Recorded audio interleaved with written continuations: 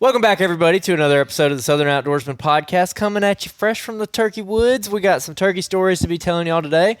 We got a lot to discuss, so actually, I don't know if we're going to make it to some listener Q&As on this one. This is going to be a long one. I killed a turkey, and Jacob missed a couple. So, Jacob, how you doing? Not great. And it's your birthday. Yeah, I know. And we're about to rag on you for missing a couple turkeys. I'm about to ruin your whole birthday. Yep, it'd be like that sometimes. I found a participation trophy, though, so... Pretty good participation trophy right there, son. All the YouTube people can see that shed. Ooh, that's a good one. I don't know if we had him on camera or not. We're about to go look through all these pictures.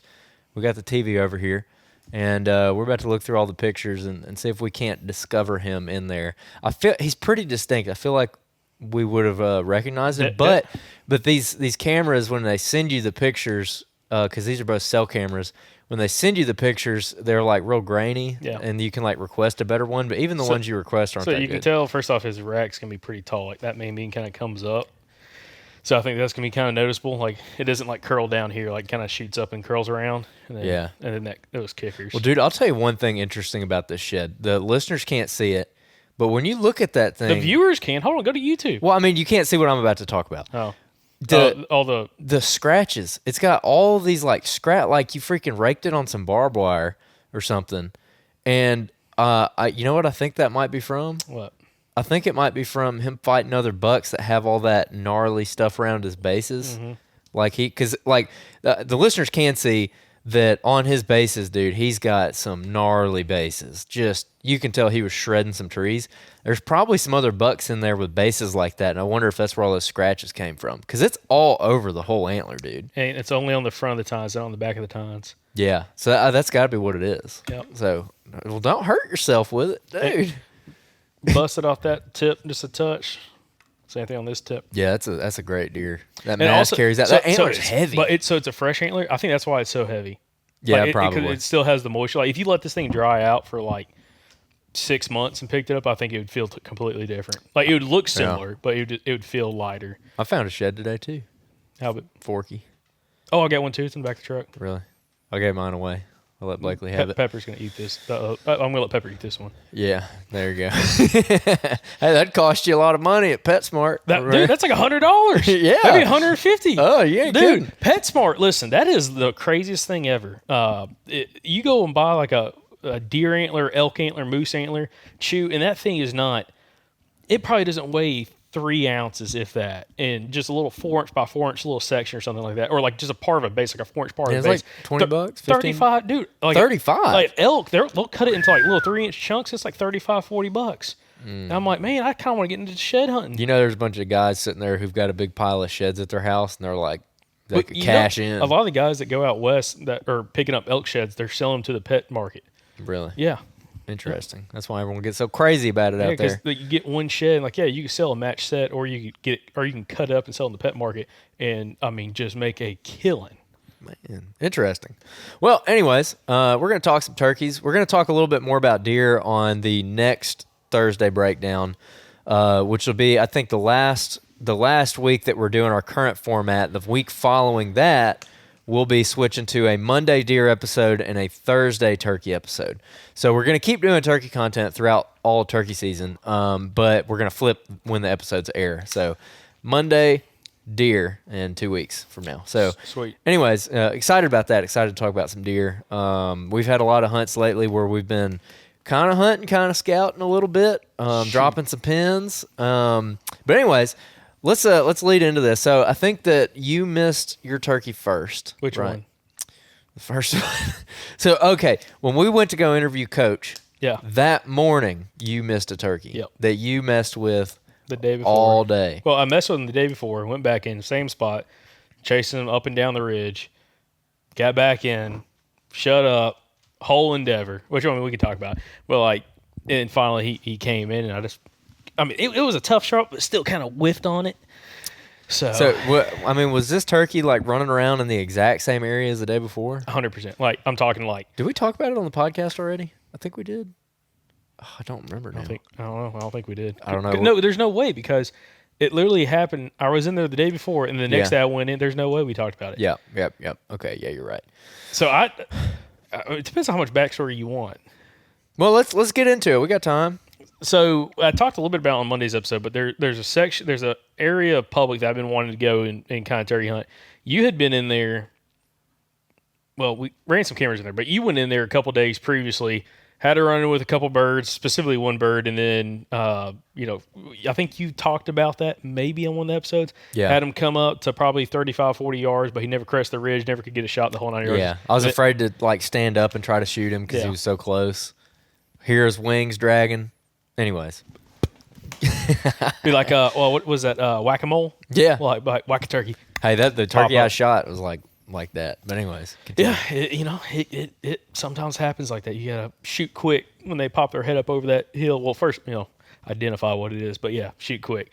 Now, after you went in, so anyways, I went to the same area, swung up, kind of sat in this little saddle, kind of listening on had a couple different points coming out next to me that I thought there'd be some birds. You had two birds on either side that the couple mornings previously.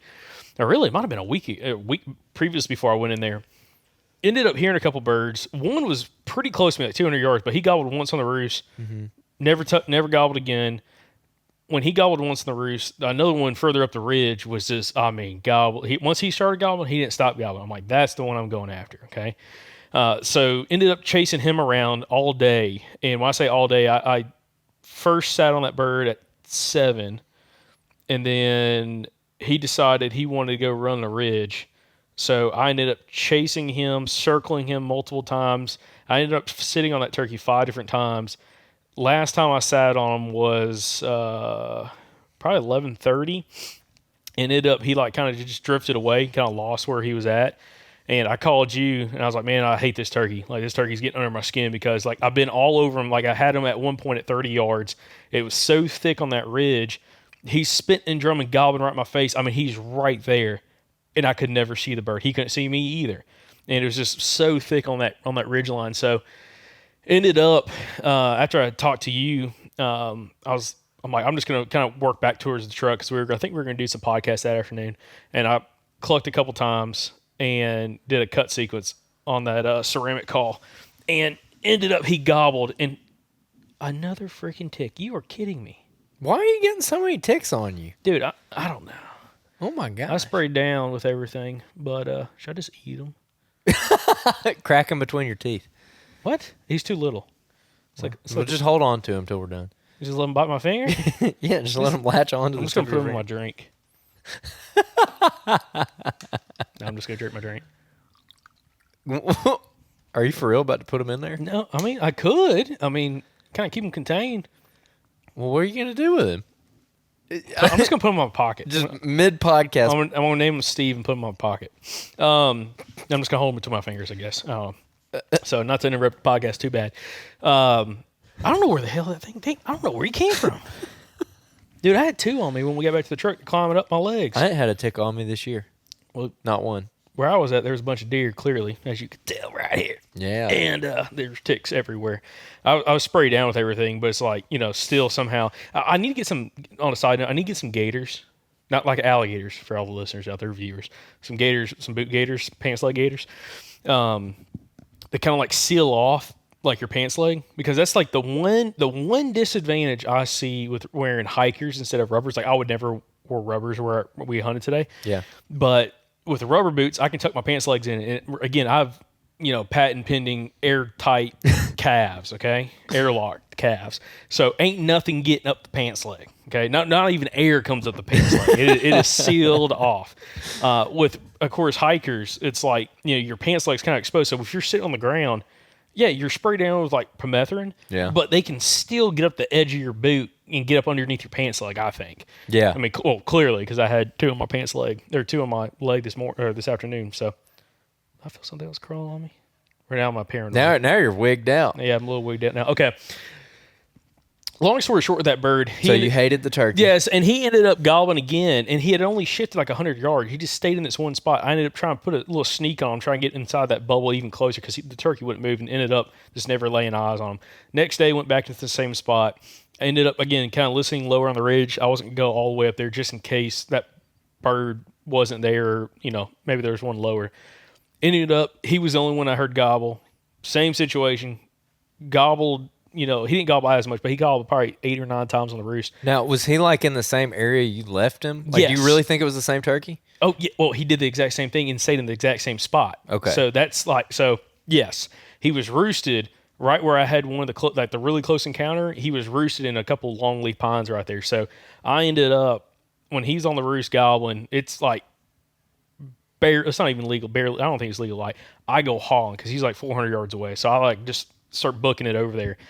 And by the time I get over there, he goes quiet. I think he gobbled maybe once on the ground, and then he got quiet, and I just kind of eased my way in, did soft calling, no responses, eased up to the roost tree, sat, or what I thought was the roost tree, sat there for about an hour, soft calling, no responses, ended up getting up. By the way, I've lost so many mouth calls recently. Listen, I'm going through some houndstooth mouth calls, and it ain't because I'm just wearing them out. Okay, I put it so. Listen, this is one bad thing. So I've got the mouth call pouch from houndstooth, and it's tethered to my vest, so I can just it's just right here on my shoulder, so I can just grab one when I need it. And I'm so bad about, I wear a bino harness. If I'll take it out, if I'm running my wing bone, I'll take it out and I'll stick it on top of my bino harness, or if I messing around my phone, or not messing around my phone, but if I'm using that wing bone, and all of a sudden if I hit that wing bone, sometimes I just get stretched, start walking, and then I don't realize until 300 yards later, I'm like, where's that mouth call? I'm like, it's gone forever, somewhere behind me. Well, I ended up hitting the wing bone when I decided to shift, and he responded, or that turkey gobbled. Now he's down below me. He dropped a couple hundred feet in elevation. Got way down on the bottom. So I decided to swing around, did a loop on him. He ended up, as I was swinging around on him, he was swinging around on me, even though I crossed this little ditch creek on the side of the ridge. I called from over there, wing bone. He'd answer every single time, and he kept getting closer and closer. And all of a sudden, he went quiet. I'm like, oh, he's coming. Next thing I know, he's gobbling. He's across the ditch, back where I just came from, and he is running that ridge back up. And I'm like, what is he doing? And he got over there, and I called a couple times, and he's like, bah, bah, bah. And to the point, listen, this turkey had some, he was kicking it in fifth gear. This bird went from being, maybe 150 feet, 200 feet below me in elevation, to he is level with me, to he is above me, across this ditch from me, and he's gobbling, and his gobbles are starting to get softer and softer, as in he's getting further and further away. And I'm like, oh. I'm like, that's when I was like, it's for sure, I think the same turkey, he's doing the same thing. Swung back around, had to cross this hellhole of a ditch, get on the other side. I get over there, hit the wing bone again, kind of spot check where he's at.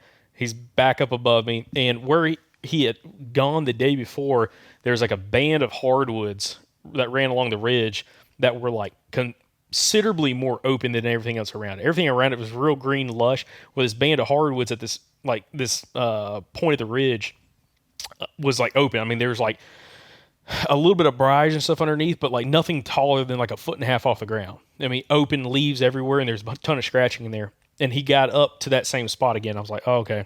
So he just wanted to be on that little, was it a shelf? No, I'm telling you, cannot pick it up on a map. This is one of those turkeys that he would roost in a spot, and he'd want to gobble in a spot that if you looked at a map, it looked like everything else inside that ridge. There was no other little points coming out. There's no feature. No there's features. no bench. There's no shelf. Nothing. Is it steep? No. I mean, not really. Okay. So interesting. I'm like, he's back in that spot. So I now swing. I'm going below him. Last time. So it's a habitat thing then. Yeah. He just wants to be in that habitat. Yes. And you can't really pick it up on a satellite image? Mm-mm. Interesting. Nope. Interesting. Nope. Can't pick it. I'm telling you, because I tried. I was like, okay. I pulled up Onyx recent imagery, pulled up Google Earth, the whole 9 yards, and you can't. It's because there's hardwoods in there and there's pines in there, but it's just unless you get to that spot, you can't tell what the understory looks like. Yeah. And the day before, I'd swung up above this turkey, and he never wanted to come up any higher. So this time, I'm swinging down below him. I'm going to swing up, get around him, get in that kind of band of hardwoods that's open, and I'm going to slowly work my way up into position in order to get set up.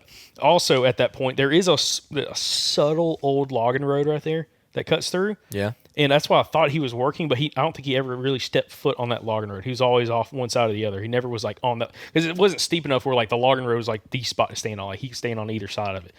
Okay. I get down below him. No, I didn't call you yet. I call you. You're my rant person. When something bad happens or something crazy happens, I kind of call you. I'm like, I need somebody to just to vent. You're like, I hate this turkey. I hate this turkey. And I got down below him. He's gobbling. And all of a sudden I hear, boom. And I'm like, gunshot. yeah. And I'm like, no. And that turkey got quiet. And actually, when the gunshot went off, I heard another turkey gobble higher up on the ridge, like further down the ridge. Like, second the gunshot went off, turkey gobbled. Dude. And I'm like, not the same turkey. Like, the other turkey was far away. And I'm like, no way someone snuck in here and shot this turkey. Because there was nobody else at the parking lot. No, not when I got there and started walking in. But still, I was like, there's no way.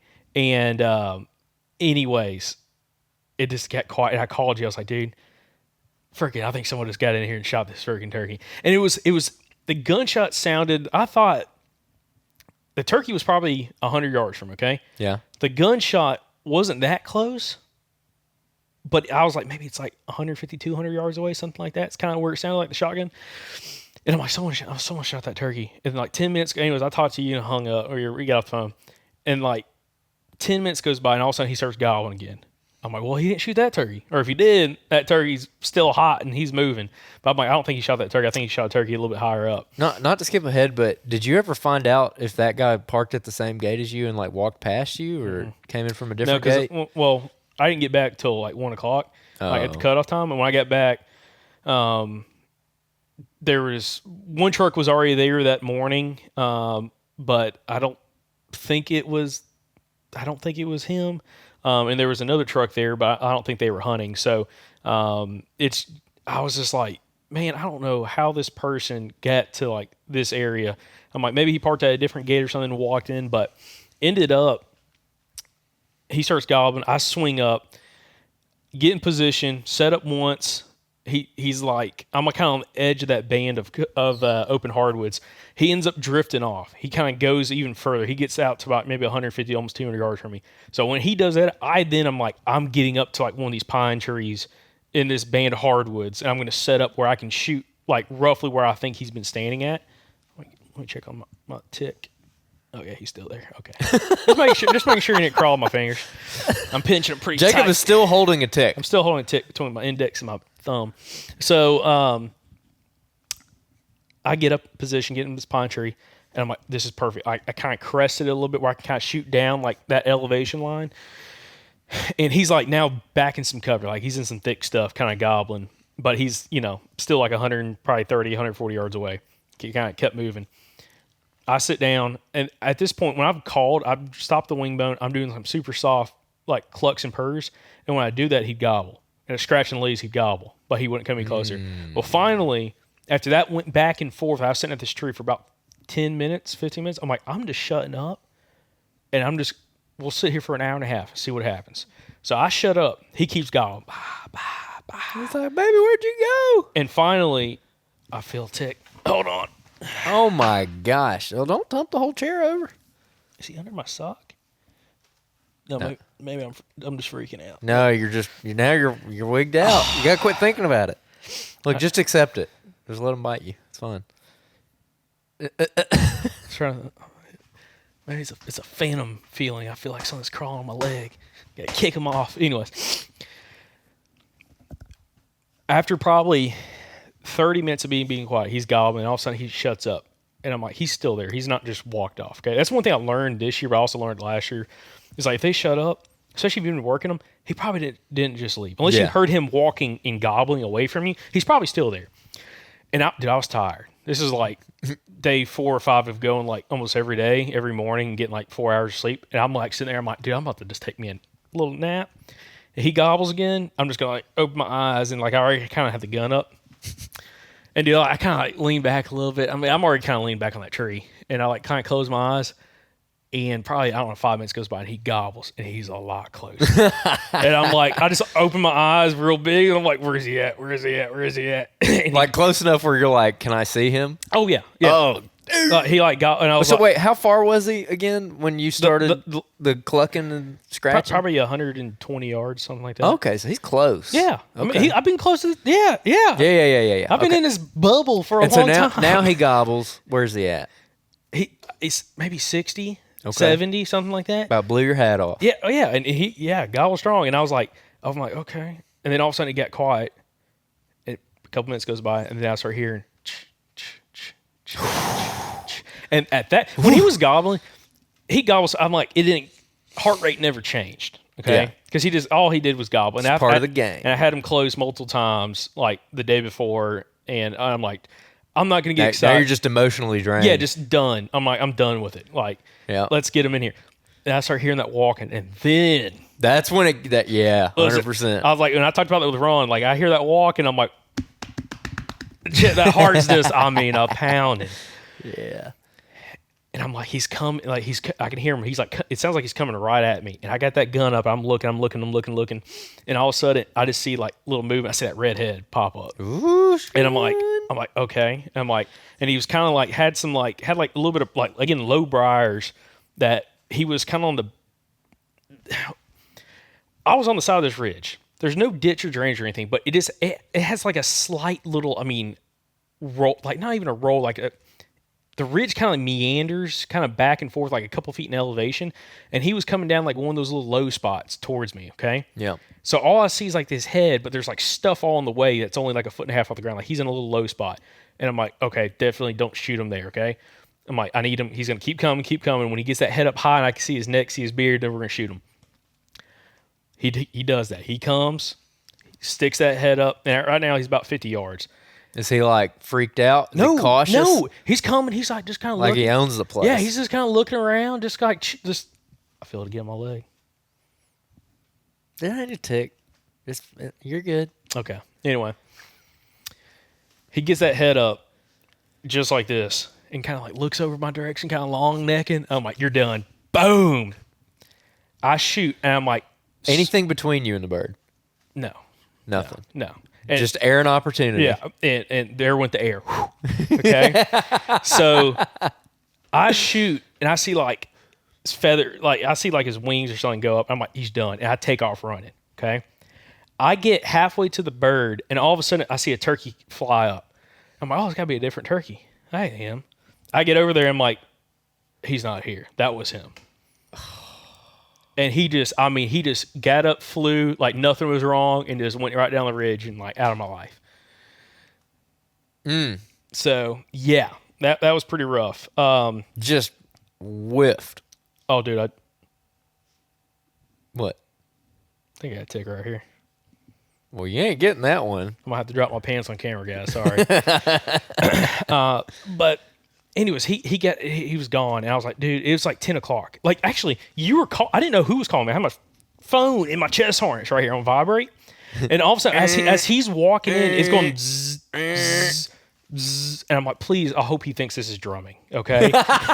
Like, that's all I'm thinking. Turkey is in front of you, and you're the phone on your chest. I'm on the gun, safety's off, and it's going zzz, zzz, and I'm like, please let him think this is drumming. Yeah, okay? that was me. My bad. Yeah, and anyways, I shoot again, realize I missed, and then I look who called. I'm like, oh, it was Andrew. Great. He called you back and just had to explain everything. But and when you called me back, I answered the phone. I'm like, hey, what's up? And you said, you blankety blank blank. I can't repeat what you said. Jacob had some choice words for him. I'm like, oh, he must have missed one. Yeah, it was rough. It was real rough. But String of profanities. It only got worse from there too. But so what happened? I don't know. I mean, dude, again, like I kind of pride myself, especially with a rifle, of being a pretty good shot, good trigger pull. Yeah. Guess I just lost it. Had the red dot right on, pulled it. I might have pulled it. Who knows? What is going on with Jacob, everybody? It started on the SOA hunt where he made a bad shot on a big old buck. I got the Michael Pikeism going. Dude, the bug jumped from pike to you. You were hanging around pike too much in deer season, and he cursed you. Yep. So that might be it. I don't know. Just got too worked up. But I just think I pulled the shot to be 100%. Because I went down there, and like behind him, there was a couple like small saplings and stuff, and I could see where the pellets had hit it. Yeah. So I'm like, it was there at him. I don't know what happened. I mean, I don't know exactly what all happened. I mean, I think I just pulled the shot one way or the other, and just didn't find a feather. Nothing. No, didn't find a feather. Nothing. So. Yeah, that was it. Ended up after that, I still had a couple hours to hunt. It was only like 10 o'clock, so I decided to go kind of run the ridge and try to see if I could find the bird that was that gobbled when the other guy shot. Yeah. Ended up never striking him, never heard another bird for the rest of the day. Found some more sign, found some good scratching, but that was kind of a wrap on it. Yeah. Well, that afternoon we interviewed Coach, Yep. and that went really good. That was a fun episode because you literally left the woods and went to his house, and so you had a lot to add in that pot. Oh, you about to end him? That pocket knife? Trying to think how to do this without cutting something. Use the antler. Put him on the antler. Oh, that's a great idea. Yeah. All right. We're having a tick execution. Oh, don't freaking poke your eye out. Oh, Good grief. What are you doing? Did you get him? He's on my pants leg. Is he dead? You suffocated him. I might have. This poor guy. Dang.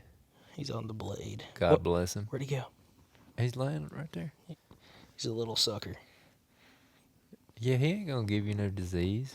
You ought to just let him live. Let him grow up so he can give you Lyme disease. Negative. He has been chopped in half at this point. All right. Shout out to Mince Maid. Yeah. Oh, yeah. Call it the tick guillotine. Yeah, just chopped him in half. That's a wrap. That's a wrap, boys. That'll do it.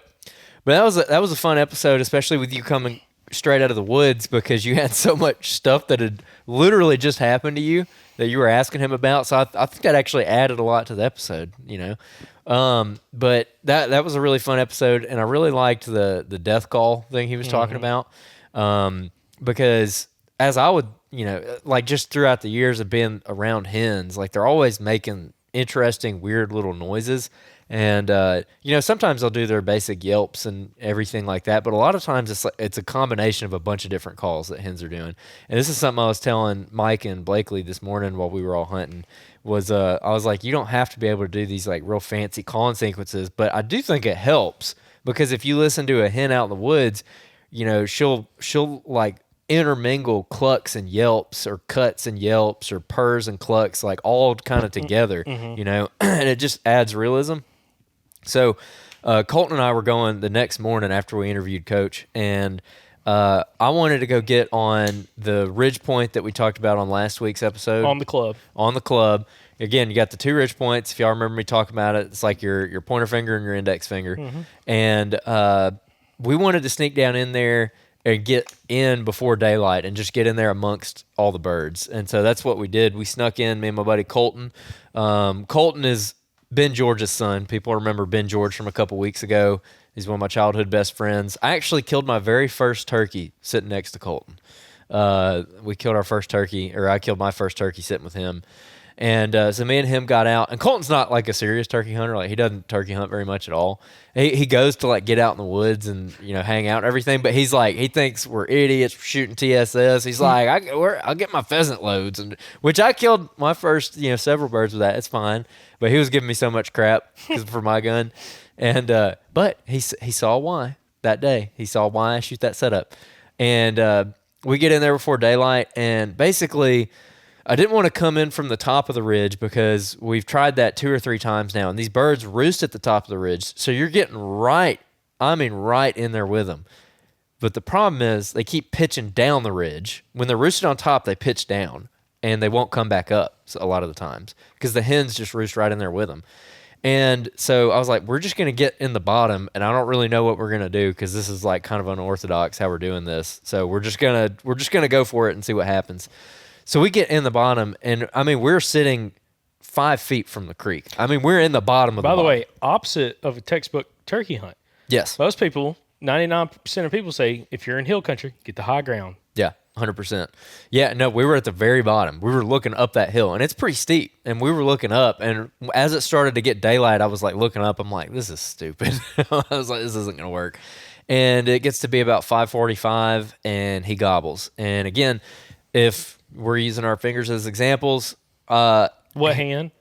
Left hand. Make a peace sign. You got your middle finger and your pointer finger. It's called index finger, by the way. Index finger. I guess you could say pointer finger. That is probably the Alabama way to say it. Pointer finger. That's how we say it in Dixie. So we're on the left side of my middle finger, right off the tip, off the end of your fingernail. We're on the left side of it, right? He's on the right side of it, in between your middle finger and pointer finger. So he's in that little drainage between the ridges, roosted, and we're on the other side of that ridge. And we're in the bottom, and he gobbles. And when he gobbles, he's like less than 200 yards for sure, and I can tell that there's nothing really between us besides trees. There's not terrain between us. Like it's that clear air gobble, and by now, like once it got light, I hadn't been in there in a while. Once it got light, I was pretty happy to see how green it had gotten. So a lot of these trees are like really leafed out, and it's almost full foliage, so you cannot see that far through the canopy. And so I'm like, okay, we'll probably be able to move on this bird, even though there's really nothing, there's no terrain between us. Because up till this point in the season, you're using dirt to hide yourself. Like you got to put a hill between you and the bird because the woods are so open. But I'm like, no, I think we can actually move on him now. Well, he gobbles 5 or 6 times, and I start noticing just very quietly when he gobbles, there's a hen like 65 yards in front of us.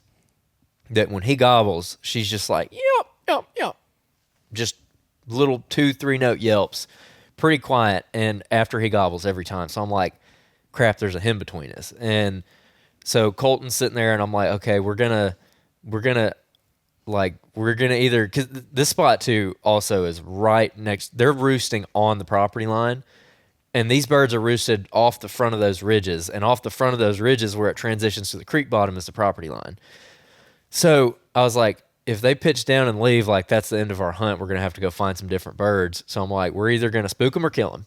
And I'm like, we're going to get up there to where that hen is at, and we're going to just either bump that hen off or she's going to do whatever she's going to do. But we're going to get right where that hen's at. And so we get up and we cross the creek and we get up on the ridge, and we only get, just at the very base of the ridge. We're barely even up on the ridge at all. We're like on the first decent sized tree where the ridge kind of starts to rise. There's a big oak right there. We move maybe 25 yards from our original setup, and we sit down, and I'm sitting there, I'm like trying to figure out what we want to do, and the hen never flew off. So I'm like, okay, I don't know if she didn't see us. I don't really know where she's at, but I'm like, she's got to be right here. Like I'm looking in the trees and I can't see her. And that bird gobbles, the gobbler gobbles again, and I'm like, okay, good. I good. thought you said the hen gobble. No. So the gobbler goes, and I'm like, okay, good, he didn't see us. And then just a couple minutes later, the hen pitches down.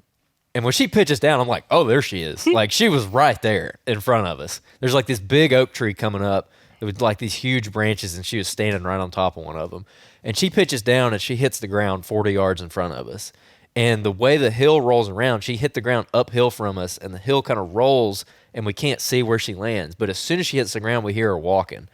And I'm like, okay, this is going to be interesting. So I yelp a couple times, and she immediately answers me. And right about that time, the gobbler pitches off, and we see him fly down, and he's like, I don't know, maybe 120 yards away. Like he's pretty close, and when he pitches down, I see him fly. I don't see the tree he flew out of, which is probably why he didn't see us. But I see him like go through the trees. I'm like, oh, that had to be the gobbler. And then sure enough, he gobbles right when he gets on the ground. And he only gobbles maybe twice on the ground. And this hen is like doing her thing, walking around. And she started doing some pretty cool calls where she would like, cluck and yelp like what I like to do on a pot call, like what you hear me do, where I'll be like, yep, pop, bam, pop, pop, like stuff like that, where she's just intermingling little clucks in with her yelps. And while she's doing that, another turkey gobbles. This one's like 150 yards straight off Colton's left shoulder, straight across the property line. So he's off the property, and I keep calling with this hen back and forth, and eventually I shut up, and I'm like, okay, this might work out because this hen's going to hopefully walk over here, and he's going to follow her. And she's walking, and I can't see her. There's all these Elderman's blueberries in there, which are like blueberries that grow maybe a foot and a half high, and the whole ground's just covered with them.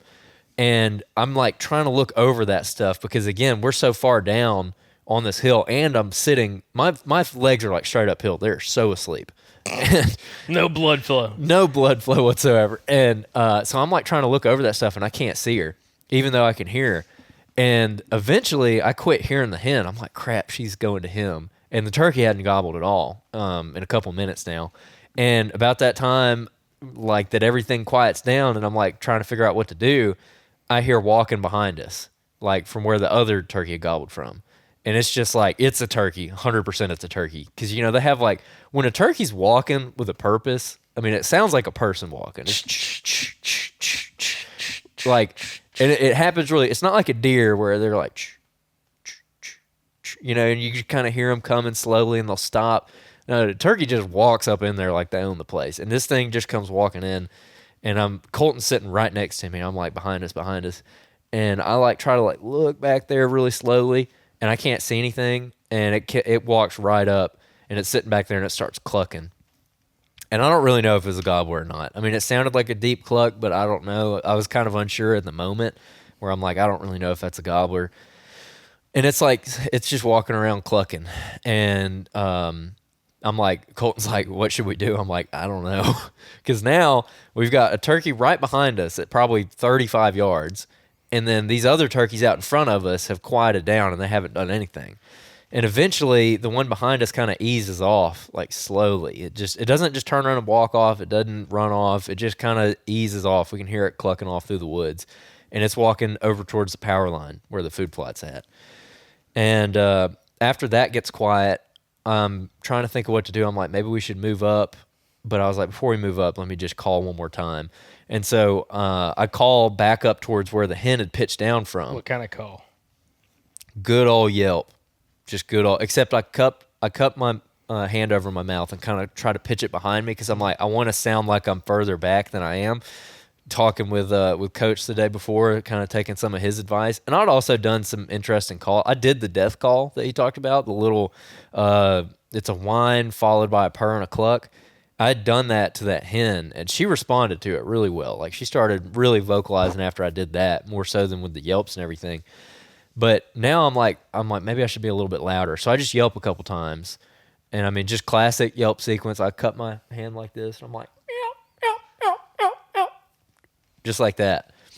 And it's pretty much as soon as I do that. Again, I'm facing like straight up the hill, and Colton's facing like more around the hill. And he's got a nice opening, and I faced him where I thought the turkey was going to come. And as soon as I finish that yelp sequence, I hear walking again, like right up there. And I've got my gun up on my knee and everything. And it's like walking straight to where my red dot is already at. And I'm like, out front, out front, out front. And I just see this head pop up over the top wall of that Elderman's Bluebeard. Literally, my red dot, I mean, it pops its head up into my red dot. Couldn't ask for anything better. And I'm like sitting there aiming, and I flip the safety off. And I'm like, is that a hen? And Colton's like, I don't know, I can't see. All we can see is its head. And like the video viewers can see this, but like, dude, that thing pops its head over, and it's like, it's dude, rubbernecking. Dude, it's doing that. It's like bobbing and weaving. It's like looking real hard. And we're sitting there, and it's doing that. I'm like, crap, dude. And it turns to walk further up the hill. And when it turns, dude, I see a beard just fling out. And I'm just like, oh, boom. And all I could see literally was its wattles. And there was like a gap. It's kind of hard to explain, but looking up through the vegetation, when it turned, I could see like a beard just barely through the stuff, but I saw it swing out. And so I shot, and literally I could only see the wattles up when I shot. And I shoot, and it disappeared. I have no idea if I shot this turkey or if I killed it or not. And so we get up, and we just do the classic, just fumbling, like running. Colton almost face plants, because we're running straight up the hill at this thing. Legs asleep. Your legs asleep, just like trying not to fall. And I can't see the turkey till I get like right up on it. And there was like, when I was running, there was that moment where I'm like, I just missed this bird. And then I pop up, and there it was. And yeah, dude, got him. So it was a good morning. It was a real good morning. Got him. He's flopping. Had some nice hooks on him. I'm a hook man myself. You know, some guys like beards. I like the spurs. Yeah. So he had some pretty nice spurs on him, and looking at where he walked in from, it was just like the most turkey-looking woods ever. Like, you can see why he was there, and you know, he took the high ground. But that's it. It ended up being that's what we had to do. I mean, that's probably the 4th or 5th time we've hunted that ridge over the course of this season, and I finally got one in there. And it took me having to get in the bottom and shoot up at him rather than the other way around. So, dude, it was an awesome hunt, man. It was a really awesome hunt. It was quick. He was dead at 6:30 in the morning. While you were working that bird, I had a bird spitting and drumming in front of me about 80 yards. Boom. Boom. I never heard him drum. He didn't gobble at my calls one single time. It was that kind of hunt where I didn't really know which turkey it was. That's why I wasn't sure if it was a hen, because we had heard the hens up there, and when he popped his head over, I was like, As soon as he popped his head over, I'm like, that's a gobbler. Because, they got kind of a fat head. They got What was the coloration of the head? It was like gray. It just looked gray. And that would freak me out, dude. That's why I was unsure. I'm like, that's a bearded hen. Listen, I would have came back with a different Well, I mean, story. their heads change colors. I mean, I've never seen a gray-headed gobbler. well, it was probably a white color, but it was so dark in there that I couldn't really tell. But it wasn't red. I mean, and when they're real fired up, they'll come in. That head will be white. Yeah. And so he just had a white head, but it looked kind of gray, and that's why I wasn't sure. And I couldn't see enough of the turkey to be sure. But when I saw his beard, I was like, okay, we're good. And I was able to shoot him. Quick question. I'm just going to ask you. You probably don't know, but maybe one of the listeners will know. How are they able to change the coloration from like their natural head color, kind of that, red, if not sometimes even a dark red, to like that blue, to like that white, or to like a straight white head? It's got to have something to do with blood flow, I guess. I don't know. I have no idea. Like restricting blood flow when they get fired up? It's all going somewhere else? Is that what you're telling me? He's like, baby, I'm ready. I'm sorry. Oh, my gosh. Yeah, I don't know. That's a good question. That's a good question for Google, my man. Yeah, Dr. Chamberlain needs to do that for a Turkey Tuesday. He probably has. He probably has, actually. Yeah, and we just missed it. Probably just missed it. Someone will probably send us the link to like the post or something talking about their head, how they're able to change the coloration of their heads. So that same day, funny enough, I was supposed to go hunt like a different piece of public land. Okay. Oh yeah, and forgot about this part of the story. And anyways, I had an alarm set for I think it was 2:00 or 2:30 a.m. That's brutal. It's like most of my, like literally. Unless I hunt with you, if I hunt with you, I get to sleep until like 4:30 or 4:00, which is nice.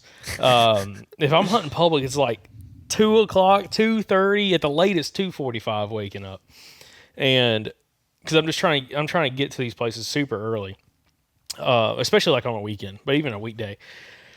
And I was supposed to go to a piece of public land, and alarm goes off like at 2:00, and I'll just like kind of hit. Say nope. I didn't hit snooze. I like set a timer for like 10 minutes, 15 minutes.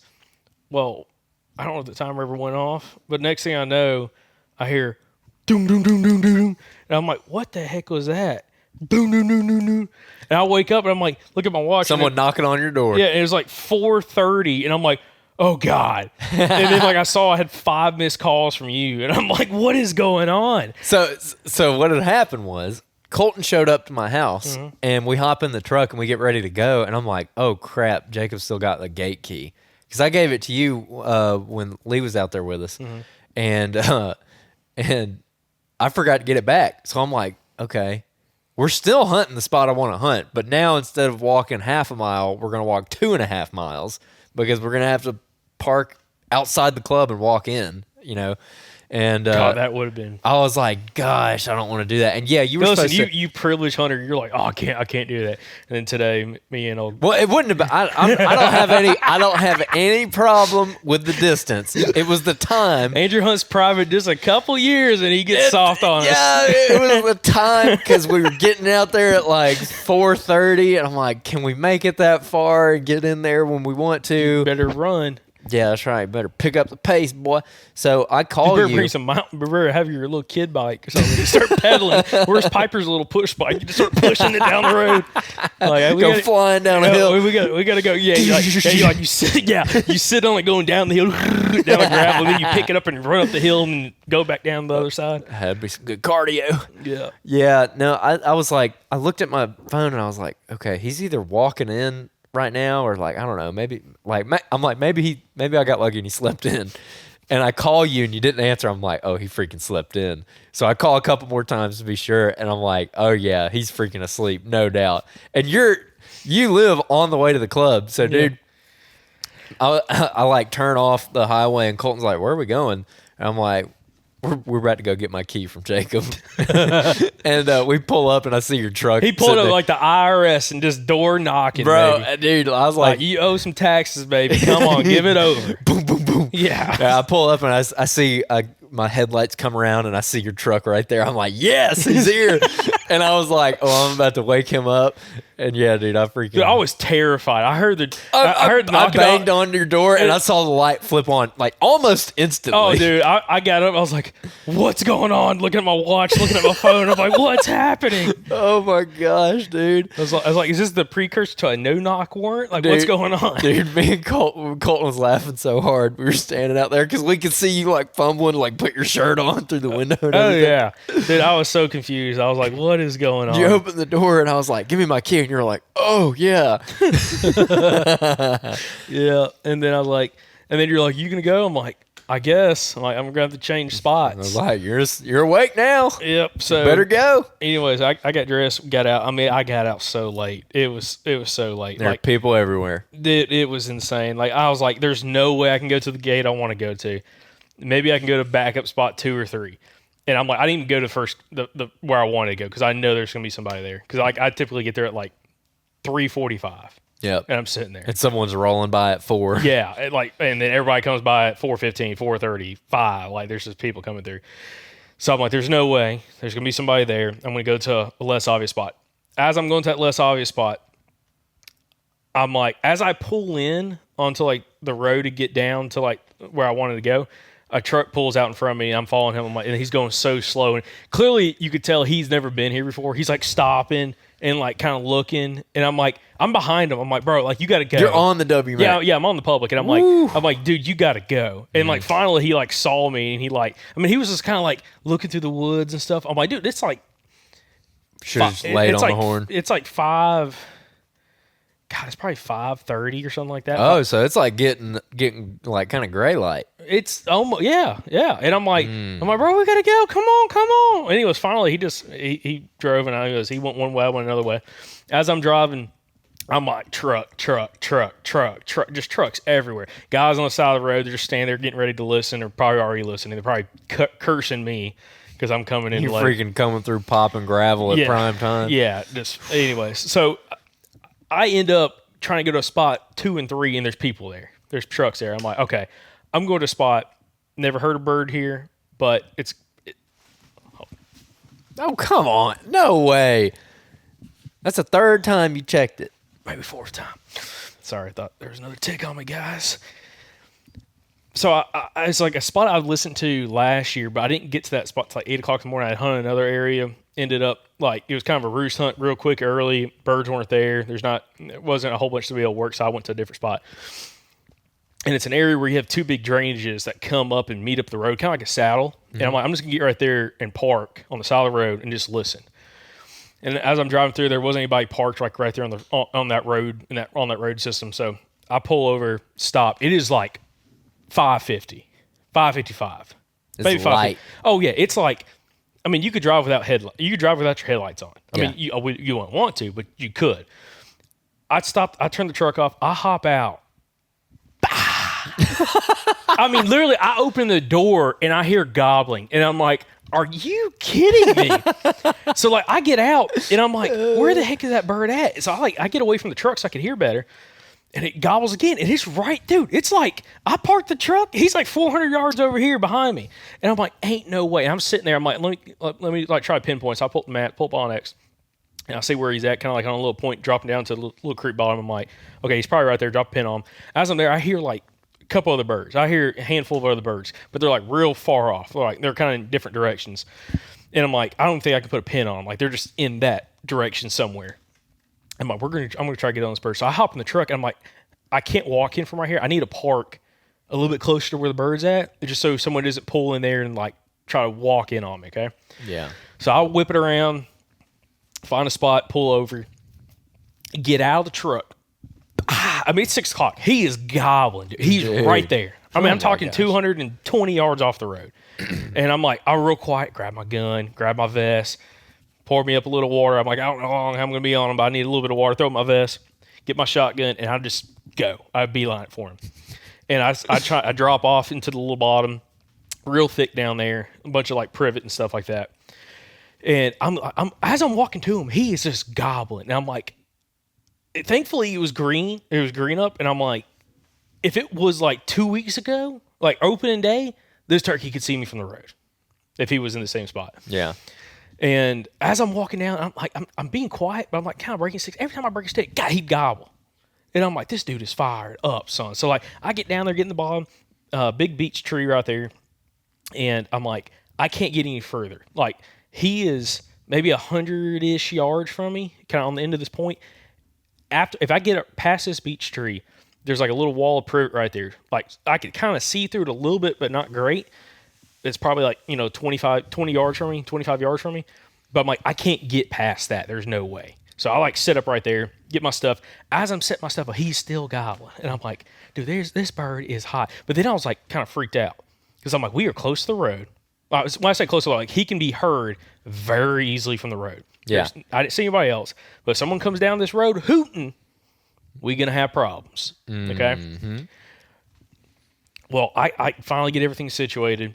Crows start coming over. Now it's like 6:10. Like I finally get situated right before fly down. And it's like 6:10, and crows start coming over, and they start harassing him. He's gobbling at every time the crow would like caw at him or whatever, call at him, he would just gobble right back. And Yeah. I'm like, dude, shut up. Stop talking. I'm like, I know you're here. I don't need you to gobble anymore. I get set up, and all of a sudden, I don't know if you've ever heard this before. I'm curious. About 6:15, I hear I've never heard this in my entire life before. This turkey comes out of the tree, and you hear wings flap, and he does like a gobble / like cackle on the way down. Like it is like, gah! Like it's like a gobble. If you mix like a fly down cackle and a gobble, that's what it sounded like when he came out of the tree. Oh, interesting. And I've never heard that. I talked to our buddy Kyle Sides. He said, "Oh yeah, I've heard it a few times." He was like, "They do that. So if they're real fired up, they'll do it when they come out of the tree." Dang, And I'm like, bro. he comes out. And he's like gobble cackle on the way down, and then when he flies out, I hear another turkey kind of back to my left. He's like right out in front of me.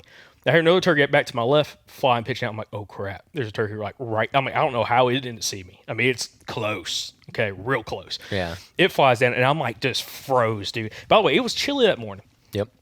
Had a hoodie on, didn't have any gloves. I'm holding that gun up, and within 5 minutes, I had my index finger, not pointer finger, index finger, kind of like almost like holding onto the side of the barrel. And dude, that sucker went numb so fast. I'm talking about, I was like, I'm about to get frostbite in this barrel. I'm kind of over exaggerating a little bit, but it got where it was like, Lose all feeling. This is uncomfortable. Second he hits the ground, all I hear is boom, boom, boom, and he's doing it.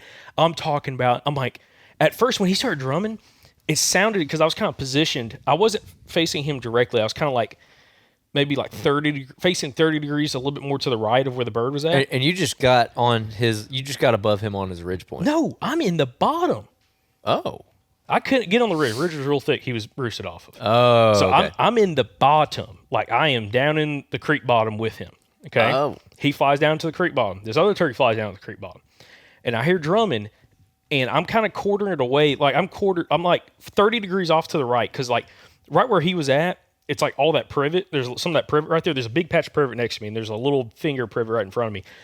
I'm like, I don't want to face there. It's more open to the right. If he comes in, I think he's going to come around this privet, and I'm going to shoot him when he comes out on the other side and shoot him. Yeah. And I hear this drum on the left side of the ear, and I hear scratching, and I hear a turkey walking. I'm like, is there a gobbler? Is there another gobbler? And he's right here to the left side of my tree. Because typically when I've heard drumming, it's like fairly close, like 50 yards. And I'm talking about, dude, I'm over here like, convulsing. Legs are shaking, gun. I'm like, I was telling myself, like, stop moving. Because I'm like, dude, the gun's barrel moving. And I'm like, kept looking. I had that gun up, and I was like, I keep glancing over to my left. I'm like, where is this other gobbler at? Because I can hear him spitting and drumming. Come to find out, the one I'm hearing spitting and drumming is the one that flew down. He's like 90 yards from me. I've never heard a turkey drum that loud in my entire life. And he's gobbling just right there out in front of me. And he's just drumming. It's like so loud. So I'm sitting here. Once he's on the ground, I had that ceramic, that houndstooth ceramic pot kind of sitting next to me, and I had one of the strikers out, and I just like super soft clucking on it. Just pop, pop, pop, pop, pop, pop, soft purrs. I do that, he'd gobble. And I did just a couple more times just because I'm like, I don't know if this was a hen that flew down or another gobbler. I'm just going to do some super soft calls. Finally, I just stopped, scratching the leaves a little bit. Scratching the leaves a little bit. and to shut up. And he's gobbling. And all of a sudden, I see a turkey 30 yards in front of me on the other side of this little privet, right in front of me. Right where you thought he'd be. No, well, a lot closer than where I thought he was. Gotcha. And I see a turkey, and it's like, it's like 6:15, 6:20. Kind of that, it's fly down. It's after fly down, but, you're still like 20 minutes from sunrise, 15 minutes from sunrise, something like that. Mm-hmm. And I just see this turkey walking, and I'm like, is that a gobbler? And I didn't even put the gun on. I had the gun up. I'm like looking at kind of over the side of the gun, and I'm like, I think that's a hen.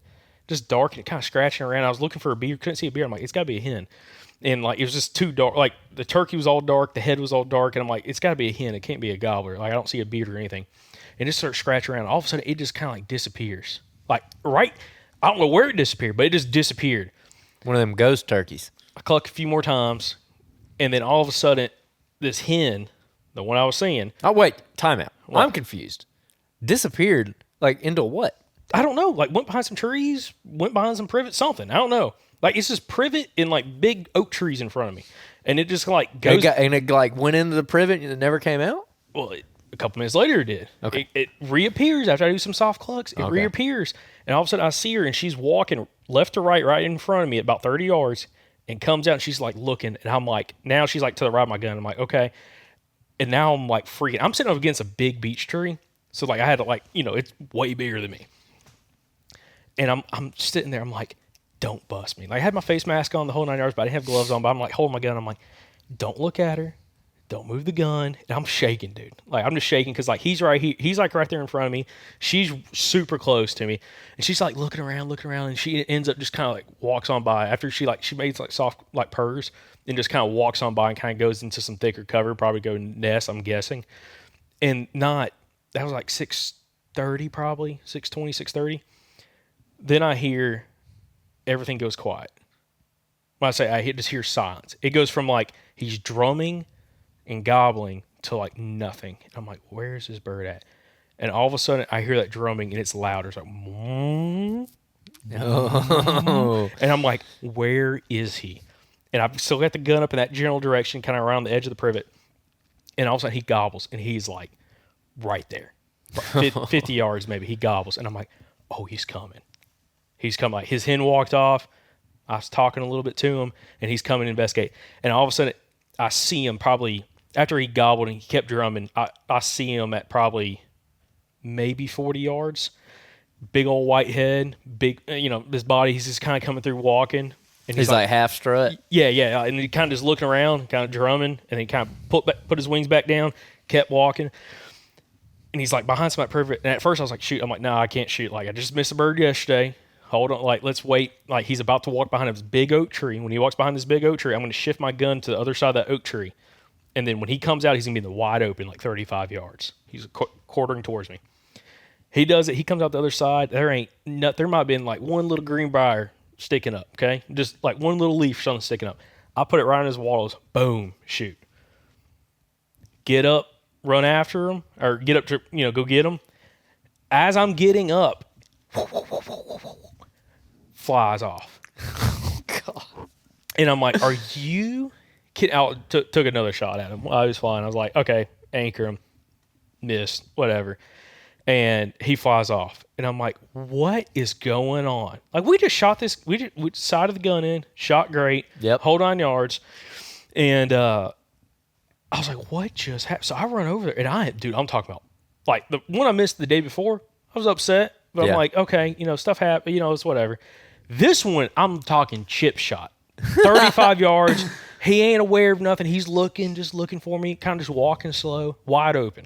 Shoot, miss. And I'm like, I walk over there. I'm trying to find like exactly where he was standing at, looking for feathers. I don't see anything. Nothing. And I'm sitting in like disbelief of like what just happened. And at this point, I'm like we had just talked about with Ron on Monday's episode. Y'all had heard this. That the persistence. Like, yeah, I stay after him. And I talked about, like, after I missed that one bird, I kept hunting. I told myself, I ain't going to keep hunting if there's something wrong with this gun. Yeah. Okay? Because I felt like the trigger pull, I felt it was perfect. Like, I told myself, like, calm down. Like, let's just execute the shot, whole 9 yards. So I text you, or you text me something. I didn't have great cell signal. And I think somehow I was able to call you, and you're like, well, I didn't miss this morning. I told you I missed. And he was like, well, I didn't miss this morning. Killed one at 620. I'm like, you telling me we could have doubled? So I end up going back to the truck. It's only like 7:15. I get back to the truck, 8 o'clock. Get back to the truck. And I'm like, I'm leaving. I'm going to go shoot this gun on paper, double check, and see if it was me or the gun. And we go shoot on paper, it was me.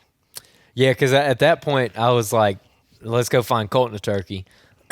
So we go hunting around, found an arrowhead. That's a good day, dude. I caught a bass, I killed a turkey, I found an arrowhead. Should have found a shed, man. It was a good day. Zach got married that day, went to Zach's wedding. It's great. Anyways, so me and Colton went looking for a bird, and we just could not find one. Just nothing. Couldn't strike anything. And it's been like this a lot this year for me, where they gobble really good some mornings until on the mornings that they do gobble good, it is done at like 7:15 a.m. After that, I mean, you can hardly buy a gobble. And so me and Colton will go looking around, and after we take pictures with the bird, we walk out, we'll go to our second location. It's probably about 7:30 at that point, and yeah, we just couldn't make anything happen. And I called you and talked to you, and I was like, well, we're probably only going to hunt a little while longer, and then we're going to go grab lunch, but do you want to meet us over here before we go grab lunch and shoot your gun? Because I still got my whole setup in the truck, like the butcher paper and everything. So, yeah, you came over there, and you lined it up at 50 for the first shot. No, 35 for the first shot. Oh, yeah, 35. Because I'm like, I want to reenact this exact same shot. Because I range find after he left, like after he flew off, and he was 35 on the dot. I shot 35. Oh, yeah. And it was just 10-ringed it. Money. Yeah. Like as soon as you shot, I saw your pattern. Like, if you really watch, you can, like, see the shot. Because it's not really going that fast. And I saw it just smack the paper. I mean, right there on the bullseye. And I was like, you 10-ringed it. And you were like, no, I didn't. We went walking up there, dude. And I mean, just the most beautiful pattern you've ever seen. And then I'm like, okay, let's back up to 50. Back to the 50. Shot. Because you missed the other one at 50. Yeah, and back to 50. Perfect. Great pattern at 50. Great pattern. And I'm like, I mean, dead and a half at 50. So, yeah, I can't blame the gun. I mean, just straight up whiffed. Dude, I'm telling you, I got way too worked up, man. Way too worked up. That's what, yeah. Wayne was texting me. He's like, hey, congratulations on your bird. And he's like, is that the one Jacob missed yesterday? I was like, no, I was hunting somewhere else, but he missed another one today. And Wayne was like, he must just be too anxious. Dude, Wayne called me that afternoon. He called me. He's probably going to give you a pep talk. He's like, what happened, dude? And I'm like, I had to tell him, I'm like, I don't know. I guess I thought I was calm, collective, did a good trigger pull. Clearly, he must have jerked the trigger. I have no idea. No idea. But then again, I think I jerked the trigger because just like that first bird I missed, it's 2 birds in 2 days, okay, back-to-back days. I walk over to where he was standing, and there's pellet marks. Now, I don't know if this was center of the pattern, outside edge of the pattern, but there's pellet marks that are like too high off the ground. Like, oh, interesting. 2.5 feet, 3 feet off the ground, maybe. Okay. And I'm like, that turkey ain't standing that high. So I was like, that's not great. I'm like, maybe I shot over the top of them. Because I was thinking maybe the sight got messed up. I'm like, I ain't dropped the gun or done anything crazy with it. But no, it was on. Just whiffed. So. Well, and you sighted in with that Foxtrot ammo when we did the video, and then you were shooting Apex. Yeah. And sometimes, like with different turkey, this is what Greg was saying. I don't have that much experience with this. Yep. Because I don't really change my setup very much. But sometimes when you change loads, like especially your elevation can change because like one of them might hit higher versus lower. But no, it was hitting on. And that Apex shot great in the gun, like just shooting it. It looked. I mean, it was fantastic. But yeah, it was rough. And then, do we want to go into Greg's? Me and Greg's hunt, or are we gonna save it? No, we're saving it for the next one. Okay. Yeah, but yeah, that's brutal. There's no other way to put it. Now that you explained the second one to me, because you really didn't explain it to me before, we were kind of saving it for the podcast. I do feel pretty bad. I feel pretty bad. I feel bad for you, because man, that pretty sure that makes me feel so much better. That makes me sick. Oh, that makes me so sick when something like that happens, because that happened to me 2 years ago when I shot that tree in half, basically, where I just dead to rights, but the bird was in front of me for like 40 minutes. I mean, it was ridiculous. And just whiffed. Screwed up. Well, I shot a tree. I guess. So I guess it's a little bit different. But yeah, that sucks, dude. What are you gonna do now? You gonna miss another one? Like, what are you gonna do? I got to get no one to play the game because we hunted this morning and it was rough. We got one to answer. We'll talk about this in next week's episode, but had one answer, 8:30. We were super far back on this piece of public and just climbing ridges, going up and over all these ridges and stuff, and got one to answer. And I was like, maybe he'll play the game, and he didn't want to play the game. Do you feel like you could have flinched at the shot, maybe like in anticipation and missed like left or right? Probably right. Me and Greg talked a bunch about this because we've hunted like the last 2 days together. I think the anticipation of shooting and going to grab the bird, it's kind of like when someone shoots their bow and they instantly drop that bow arm and they kind of want to look over the top of the bow. Yeah. I think that's kind of what happened where I shot and like as I'm shooting, it's like boom and you're like kind of like getting up to ready to run towards the turkey. Yeah. I don't know. I mean, I have no idea. No idea. I could see that being. I don't think it was the flinch of like the gun going off. Yeah. I think it was more so like trying to look over the gun and see the turkey flopping. That and also just bad trigger pull. I thought you said the second one was a good trigger pull. I thought it was, but now looking at it, I feel it was a good trigger pull. It would have been a dead turkey. Listen. That sucker's coming out at 1,100 feet per second. I'm like, I don't know how fast I can move the gun, but I don't know. I just think I was telling myself to do, focus on trigger pull. I think when he got out in the open, I just went boom, just as quick as I could shoot. I shot. Yeah. And just, yeah. Well, the reason I say it, because you're saying if there's pellets in a tree 2 feet off the ground, that's not very high. That's killing. That ain't no 2 feet. Yeah, it is. That's more than 2 feet. Go get a tape measure right now. No. Even so, that you should be on. He didn't have his unless that's the bottom of your pattern, right? Oh yeah, true for sure. Yeah, if that's a bot, because the reason I say that is because I could see like if you're aimed at that bird and you're like wanting to like go get him or like go look at him or jump on him or see him flop, whatever. Yeah. And you go to shoot, I could see you kind of doing this right here and missing low right. Yeah. So that's what I'd be curious, because that's what I did with the one I shot the tree on, because he was behind the tree and I could see like half of the bird. And I like leaned out far enough where I had a clear sight picture, but I pulled to the right and just smacked that tree. If the tree hadn't been there, it probably still would have killed him because like the pattern spread, but it was just enough where I hit that stupid tree. Yep.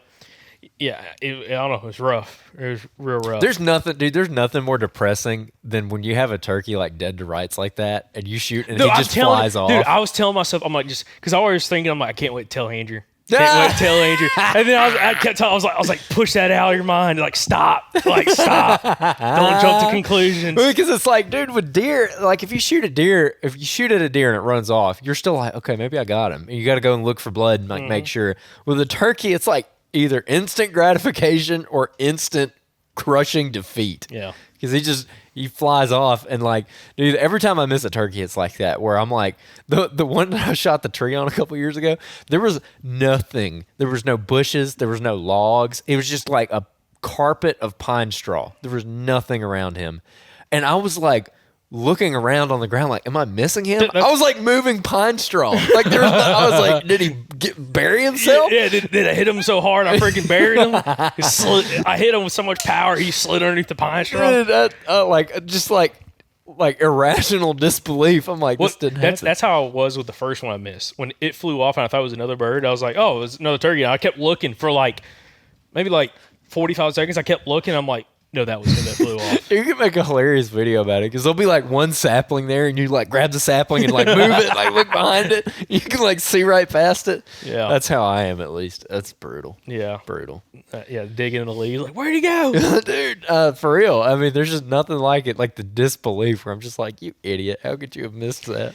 Yep. So, and see, like last year I killed one at 47, killed the other one at 25 yards. And it's like, I don't know what's the difference between last year and this year. I have no idea. I don't know, dude. Yeah, mine was 37. I know a difference. Uh-oh. Well, not really. Well, the 25-yard one, they came in quiet, but they were spitting and drumming. There was three of them. Well, two Longbeards originally. There was another one down the bottom that was coming up too. but they came and spit and drum, and I heard them after I did the setup. I heard them walking, and I spun around the tree, and I held the gun up against the tree and everything, and just like I was super confident, and then saw the tail fin come up around the brush pile, and then he dropped strut, picked his head up, and I was like double checking for a beard before I shot. And Smile for the flash. yeah, the beard kind of popped up. I was like, "You're dead." Boom. And like, I mean, he didn't even flop. He was just like done. Yeah. And I was like, and it was weird because like, That's what Wayne calls graveyard dead. yeah, I didn't get like crazy tore up with that turkey because it happened like so quick. Like it was walking in, not gobbling. All these other turkeys been gobbling and then coming in, and it's like you're spitting and drumming. It's like this like endeavor of like knowing they're there for so long, and finally you get the opportunity. Oh, it's yeah. almost better. I feel like it's almost better for me. It's like they just come in quiet, and I just hear like some footsteps on. It's like, is that a turkey? I think it's a turkey. Whatever. Get the gun over there. Oh, it's a gobbler. Shoot. Boom. It's like it's like that quick opportunity versus like him gobbling coming in. You're like, you get all this emotion and like anxiety that pops up. 100%. And you're like, I gotta kill him. I gotta kill him. I gotta kill him. Versus like if it comes in quiet, you're just like, oh, there's a gobbler. Boom. Yeah, that's how I am with deer too. I'm exactly like that because yeah, like, you don't need to see one very long before you have to shoot at it. No, like when because I get my shark eyes. You know, when it happens quick like that. Because the only deer that I like bad messed up on in the last couple years was that really big buck on the SOA hunt. The only one that counts, the only one that matters. Yeah. Listen, I killed some other bucks. Easy now. Hey. I mean, he was like significantly larger than all of them, but it's whatever. But there was such a lead up to that, and I got so worked up. Where most of the other ones, like the deer and turkey that we do, are kind of the same. I mean, the turkey that I killed with Colton, is exactly what you're talking about. I didn't even know it was a gobbler until half a second before I shot. I'd almost prefer that. It, like sometimes it's exciting of a hunt because it's more fun. Like they're gobbling, coming in and everything. But it's like if you don't know they're there until they're there, you're like. I feel like at least for me, I just feel like execution is a little bit easier in that circumstance than when he's gobbling. Your just heart rate starts going up in the whole 9 yards. And there's like a danger zone there because if he just pops up, I don't get fired up, or if I watch him for a really long time. Then there's like a period where I'm like really, really worked up. But if I'm watching him long enough, or if I'm on him long enough, I eventually get over it and I can like collect myself. But there's like a couple minute span in there where if he comes in for that, like I will probably miss. Yeah. You know, that's how the big buck was. Like he caught me in the bad zone because a lot of the turkeys I've killed, I've been right on top of for a really long time, and I went through that whole cycle of like you're like really freaked out, but then because I think it goes from like you're initially like, oh, this is a sure thing, it's about to happen, but then when he's in front of you for long enough and you're not getting a shot, you're like you kind of calm back down, you're like, okay, this might not happen, and you're not sure anymore, and then you kind of pick your opportunity. At least that's how it's been for a lot of the turkeys. Like the one I killed that I hunted for like all day a couple years ago. That's how he was. Like when I first saw him, I was like so fired up. But I mean, he was in front of me for almost an hour before I finally ended up shooting him. And so I'd calmed completely back down, But anyways, interesting subject. Man, now you're like you got that bad juju. You're gonna have to get over it. You're gonna have one surprise you, and just smoke it. Yeah. I don't know. Just keep it together the next time. It's like next time it's just like, I mean, just kind of like bury your pin in that deer. Yeah. Bury that red dot right on the wattles. And I mean, I thought about doing this. I might do this later, actually. Just get the shotgun out and practice doing some, like, double check. Make sure it's unloaded. Do some dry fires with it. Like, a good feel. Because, like, my shotgun's got, like, a really good trigger pull. Like, it's got a really good trigger on it. But just like practice like that motion of like executing the shot, not moving the gun, kind of like we do with rifles, and just practice a little bit on the trigger pull, and then just like focus on that the next opportunity. If I get another opportunity, I don't know. I think you will. You're on them. And this time of year too, when this leaf up happens, to me it makes it like actually a lot easier to move on a turkey, and you can be a lot more aggressive. And like I don't think it's a coincidence that I kind of struggled all year and then killed a bird once the foliage kind of got on. You could have killed one opening day. Well, I could have killed one opening day, but same thing though. Like because there was a couple hunts this year so far where we made a move on a bird where I was like, we're either going to bump him or spook, or we're either going to kill him or spook him, and we spooked him pretty much every time. Because you ain't killed. What are you talking about? You spooked him every time. Well, that's what I'm saying. Like I was trying to get away with a little bit too much, Yeah. and like you really underestimate how far they can see through the woods. Unless it's crazy thick. Because I Yeah. found a couple spots now it's so thick. Like when that bird was the one at the miss, I missed that 50 the day before when I was hunting him. It was like I moved on him when he was 40 yards from me, and I knew for a fact he couldn't see me. He could hear me. Yeah. I can't see him. There ain't no way he can see me, and he never did. But it was just super thick, green, leafy. Like deer hunting cover is like what that deer was, or what that turkey was in. What that turkey was in. So anyway, but yeah. Other than that, sorry we didn't get no Q&As, but kind of maybe wrap this one up. Yeah, we'll get back to them. Some hard-learned lessons, and I got some good stories for next Thursday's episode. So. And we're going to have some turkey nuggets in the Maxwell house. Yep, been hunting with Greg Mayhair from Meadow Creek Mounts last couple days, and I'll say this, ended up killing one. So Yeah. tune in for next week's episode and listen to that bad boy. But anyway, appreciate everybody watching the podcast. Appreciate everybody listening to the podcast. Appreciate everybody sharing the episode. I hope y'all really enjoyed the episode with, again, Ron Waters from this week. He was a great guest. If you enjoyed that episode, love for you to share it with a couple buddies, but also just give us some feedback. You can shoot us a message on Instagram or Facebook. Let us know what your thoughts were on the episode, on the guests, and we'll work on a couple more for you guys this season. So appreciate y'all watching, appreciate y'all listening. Remember, y'all stay Southern.